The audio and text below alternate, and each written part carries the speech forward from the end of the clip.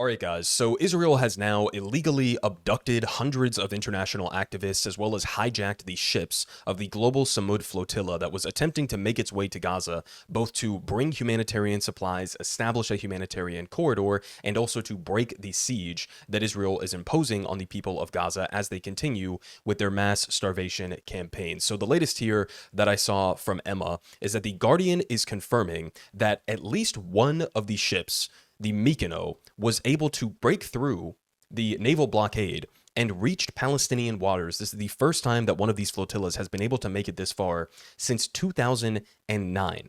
Absolutely incredible, as she says there. And you can see it on the map here. This is the Global Samud Flotilla tracker that I've been using. You can see that one of these ships over here, again, the Mykonos, made its way into Palestinian waters. And the yellow marking there is that they're saying it has been presumed to have been hijacked by Israel as of this point. All of the ones in red, that same thing applies as well. Obviously, we're in international waters here. These markings that you can see on the map are basically the territorial waters of various countries, whether it's Israel or Egypt down here. And you can see most of these ships were intercepted actually closer to Egypt in international waters than they were even to Israel. So again, we're talking about essentially an act of piracy here, and a piracy in the name of continuing a genocide and continuing a starvation campaign. These ships weren't filled with weapons or anything of the sort. They were filled with humanitarian supplies like food and baby formula and basic medical kits. That's what was on these ships. Now, we have a couple of different images and videos that I want to show you guys of what some of this looked like. Here you can see some Israeli soldiers, again, hijacking the ship, getting on board, screaming at them, telling them to put their hands up, armed to the teeth in full, military gear here, telling them to show their hands, and, again, hijacking the ship illegally in international waters. And you can see the people here obviously just dealing with it in the best way that they can. Another image here of what this looks like. Guns drawn on, again, peace activists is what we're talking about here. People armed with baby formula, and these guys are pointing their weapons at them as if they're some sort of a threat. And keep in mind, Israel has in the past killed people on board some of these flotillas. So it's not out of the question that they could have done the same here. And we had multiple different points throughout this journey that I was bringing to you guys where Israel did, in fact, try to bomb some of these ships. They dropped incendiary devices. They were trying to play different various sound weapons around some of these ships. They were flying drones over them. They sprayed chemicals on some of them. So, war crime after war crime after war crime that we've been witnessing. And this is, again, just another angle of that. Now, a couple more things here, just as a reminder, as Israel is claiming that this is some sort of a valid legal move that they're conducting here, and that the naval blockade of Gaza is a lawful act. That's absolutely not true. And the United Nations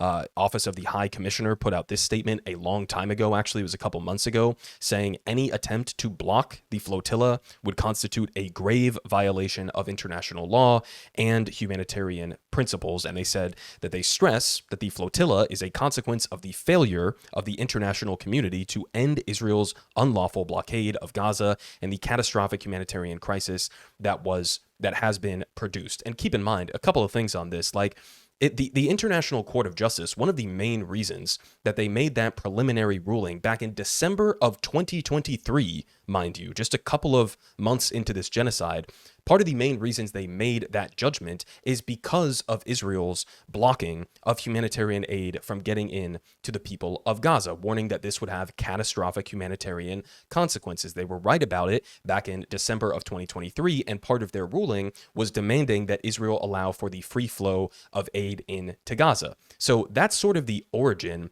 of why these flotillas even needed to happen in the first place, is because of Israel's illegal blockade of Gaza, to the point where it's now, a huge bulk of the population in Gaza has stage 5 famine, right? And so this is something that you might not even ever be able to recover from, even if there was an influx of aid tomorrow. These are, to a large extent, a group of people that are going to need medical care to some extent or another for the rest of their lives as a consequence of what Israel has been doing throughout the last 2 years of this genocide. So again, when Israel says their naval blockade is legal or lawful, no, it absolutely is not. And if anything, the flotillas attempting to open a humanitarian corridor is the legal action. And it's honestly, as they point out here, it's a result of the failure of the international community to step in. Because keep in mind, as the International Court of Justice has ruled, and as any signatory to the Geneva Convention should know, that any country that is a signatory of the Geneva Convention, you have not just sort of a right to step in to prevent a genocide, you have an obligation to step in to prevent a genocide. And so we saw some sort of minimal steps that were taken, some advancements, you could say, throughout the course of this most recent flotilla convoy, where you had countries like Spain and Italy and Turkey that were providing at least some degree of not protection, but assistance in the case of an Israeli attack to potentially rescue some people if they were attacked in international waters. So you did have some countries sending naval ships to assist in the case of rescue, right? Again, assuming that Israel would attack these ships, but that's not enough, right? Again, if you are a signatory to the Geneva Conventions, which a vast majority of countries on earth, including the United States, by the way, are signatories to, you have an obligation to stop this genocide. And if that means using your military ships to bring aid to the coast of Gaza, then that's what needs to happen. Right. I mean, we're so far beyond the stage of, well, we need our governments to, finger wag at Israel or write a strongly worded letter. No, at this point, we're talking about full-blown sanctions. We're talking about full-blown trade embargoes. We're talking about cutting off diplomatic relations with Israel. And on top of that, we're talking about potential military action that needs to be taken at the very least to get sufficient aid into Gaza, because Israel's not going to willingly do it. The United States certainly isn't going to push for it in any serious way. And so, again, while it's like you have some European countries that, we're recognizing a Palestinian state and here we'll provide rescue ships for the flotillas, that's not enough. That's just not enough. It's not going to get the job done in terms of what actually needs to happen to bring this to an end. So a couple more things here, just as a reminder in terms of how diverse and widespread these flotillas were. I mean, we had 497 participants, nearly 500 there, from almost 50 countries around the world.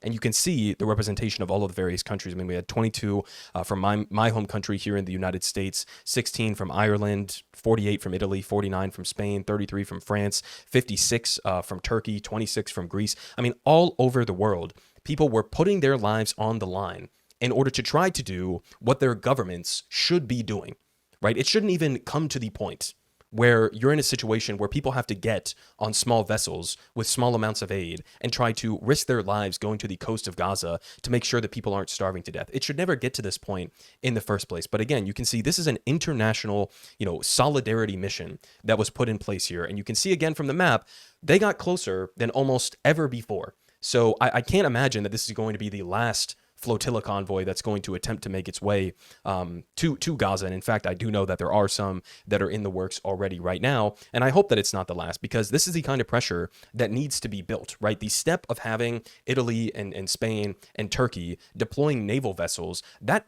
although it's not enough, that is a massive step. And for Italy, for example, the only reason why that was even able to happen in the first place, because the Italian prime minister is not pro-Palestine in any way, shape, or form. She's extremely pro-Israel. And if anything, she disagreed with the flotilla. But the reason why that was able to happen is, number one, you had a huge portion of this flotilla was made up of Italian nationals, 48 of them. And number two, because there have been mass protests across Italy, and you had unions threatening to strike. And I'll give you an update on that here in a minute, and trying to strike across the country to bring about pressure on their government. So you can see, at least to some extent, that the mass protests and the pressure building from a grassroots organic level genuinely does have at least some impact, and it is certainly building as time goes on. We also now have, in response to Israel hijacking these flotillas, we have widespread protests that have been taking place across the world. Here's a video here from France, where you can see people in Paris going out to protest and show solidarity with the flotilla. We also had some from Athens in Greece. Again, you saw a number of people from Greece that were participating in the flotilla. It looks like potentially thousands of people showing up in the streets over there. Also, of course, in Italy, you had some pretty sizable protests as well. And you also had protests in the UK that were met with, predictably, I guess, police violence. And before we get to the Italian Italian union update here in a second and what their actions are in the coming days here, let's just pause on the fact on how absolutely absurd this is, how dystopian it is that Western governments are brutalizing, they're beating their own people, they're suppressing the speech of their own people. I mean, in the UK, you can't even hold up a sign that says, "I support Palestine action," without being arrested. I've seen videos of elderly, grandpas just holding a sign peacefully in a wheelchair and then being carted off by police and shackled. I mean, these are the extent to which these are the extents to which our governments in Western society are willing to go in order to allow a foreign government, not even our own governments, but a foreign government, to continue a genocide, right? All of these suppressions of our freedoms, of our rights to protest, to speak out, when we know that something is happening that's wrong and it's being done with our country's support, they're willing to do this kind of a level of crackdown on behalf of a foreign government and their right to commit the worst crime that a country can commit in a genocide. So absolutely insane that this is the level of influence that Israel apparently has over all of our countries. I mean, it has to stop at some point. Now, again, update here on Italy's two largest unions, who, as promised, they gave a warning that if the flotillas were attacked, they would launch this kind of a strike. And they're now calling for a national general strike after the flotilla attack. So they say here from Dropsite, the Italian unions, the CGIL and the USB, announced a nationwide general strike for Friday, October 3rd, so that's tomorrow, covering all public and private sectors. And the move follows Israel's attack on the Gaza flotilla, carrying citizens from Italy and 40 other nations. In their joint statement, they called the assault a crime against unarmed people and warned that it was also an attack on Italy's constitutional order because it undermined the state's duty to protect its citizens. They denounced Rome for abandoning Italian workers and volunteers in free international waters in violation of our constitutional principles. And they say essential services will remain guaranteed as required by law. But they are going forward with a mass general strike, again, to provide some degree of pressure on their government in order to end their complicity in the genocide, and not only to end their complicity, but to bring about an end to the genocide, which again is an obligation that they have under international law. And then final thing that I have here for you guys in terms of what's currently happening in Gaza, we have Israel Katz, the defense minister of Israel, once again basically admitting that Israel is gearing up for more mass war crimes and killings inside of Gaza. So here he is saying the IDF has completed in recent hours the capture of the Netzarim axis up to the Gaza coast, effectively dividing Gaza between the north and the south. This tightens the encirclement around Gaza City, and anyone leaving it southward will be required to pass through the IDF's inspection checkpoints. He says this is the last opportunity for Gaza residents who wish to do so to move south and leave Hamas terrorists isolated in Gaza City itself, facing the IDF's ongoing operations at full force. Those who remain in Gaza will be considered terrorists and terror supporters. The IDF is prepared for all possibilities and is determined to continue its operations until all hostages are returned and Hamas is disarmed on the path to ending the war. So here he is making an explicitly clear threat that anybody who remains in the northern half of Gaza, keep in mind, it was just a couple of months ago, there were about 1 million people who were in the north of Gaza. I mean, less than a couple of months ago. I don't know how many at this point have actually fled to the south. It's probably in the hundreds and hundreds of thousands, but it's certainly not the entirety of the population. And so what he's doing here is threatening minimum 10,000s, probably hundreds of thousands of people that remain in Gaza City, many of whom don't even have the capacity to go south, right? Either they're injured or they're sick or they're elderly or they're children or whatever the case may be. They don't have the capacity to make it to the south on foot through a bunch of rubble and dangerous, unexploded ordinances, as well as the IDF continuing to target them. And then on top of that, it's not as if there's anything in the south waiting for them, right? There's no hospitals in the south that are functioning in any sort of adequate capacity to accept hundreds of thousands of people. There's no water, there's no food, there's no humanitarian supplies or medical treatment that's awaiting them in the south. So this is an inhumane and impossible demand that's being made here under the threat of wiping out anybody who remains. So that's clearly what he's threatening here. And keep in mind, this is a continuation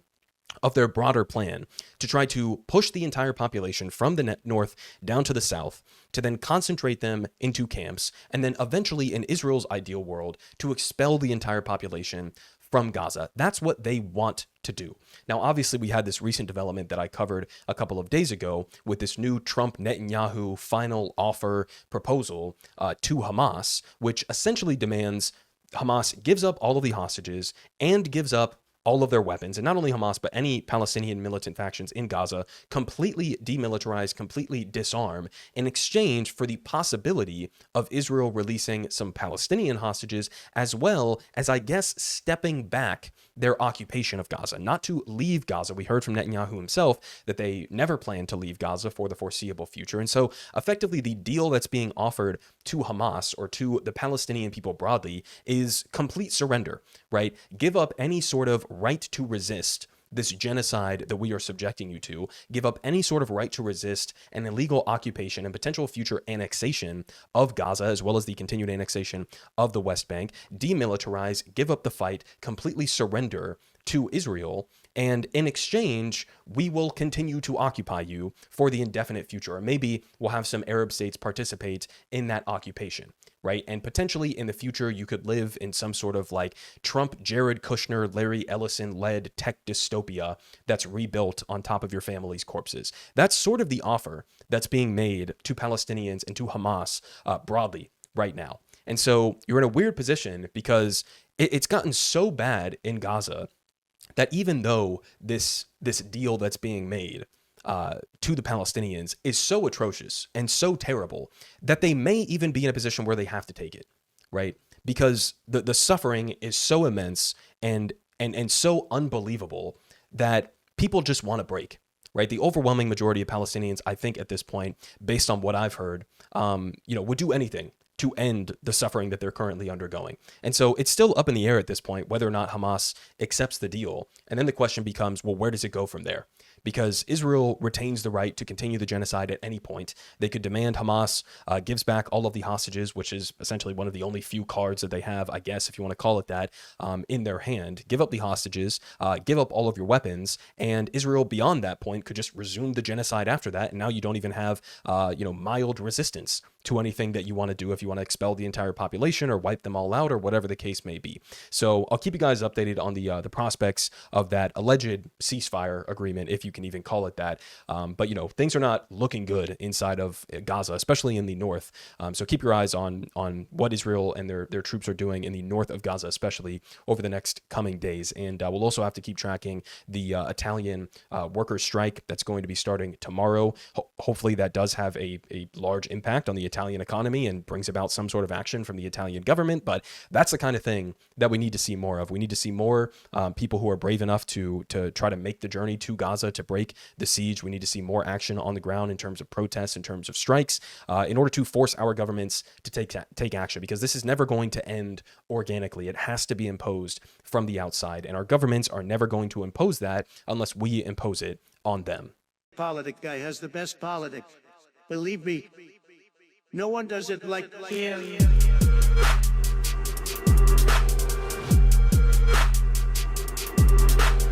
Believe me,